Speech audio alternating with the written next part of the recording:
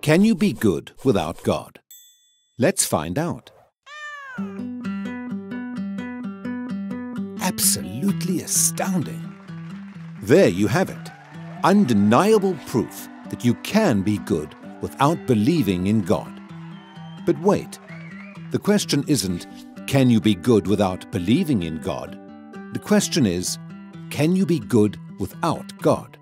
See, here's the problem. If there is no God, what basis remains for objective good or bad, right or wrong? If God does not exist, objective moral values do not exist. And here's why. Without some objective reference point, we have no way of saying that something is really up or down. God's nature provides an objective reference point for moral values. It's the standard against which all actions and decisions are measured. But if there's no God, there's no objective reference point. All we're left with is one person's viewpoint, which is no more valid than anyone else's viewpoint. This kind of morality is subjective, not objective. It's like a preference for strawberry ice cream. The preference is in the subject, not the object. So it doesn't apply to other people. In the same way, subjective morality applies only to the subject. It's not valid or binding for anyone else. So, in a world without God, there can be no evil and no good, nothing but blind, pitiless indifference. God has expressed His moral nature to us as commands. These provide the basis for moral duties. For example, God's essential attribute of love is expressed in His command to love your neighbor as yourself.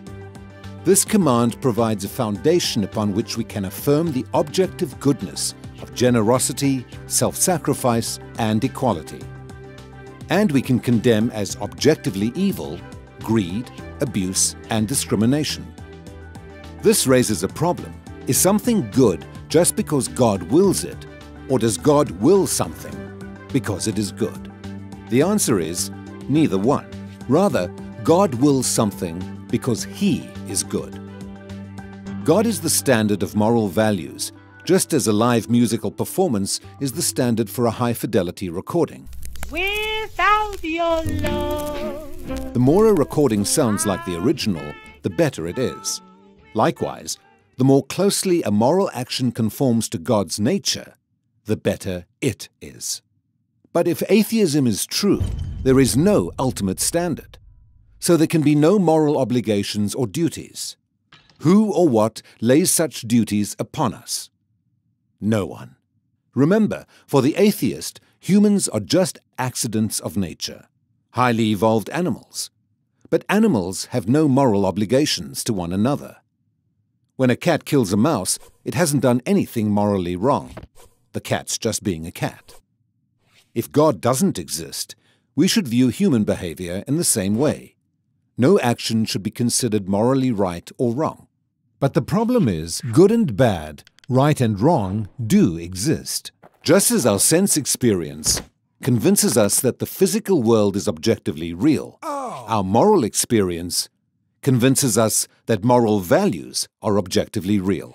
Every time you say, "Hey, that's not fair, that's wrong, that's an injustice," you affirm your belief in the existence of objective morals. We're well aware that child abuse, racial discrimination, and terrorism are wrong for everybody, always. Is this just a personal preference or opinion? No. The man who says that it is morally acceptable to rape little children is just as mistaken as the man who says 2 + 2 = 5. What all this amounts to, then, is a moral argument for the existence of God. If God does not exist, objective moral values and duties do not exist. But objective moral values and duties do exist. Therefore, God exists. Atheism fails to provide a foundation for the moral reality every one of us experiences every day. In fact, the existence of objective morality points us directly to the existence of God.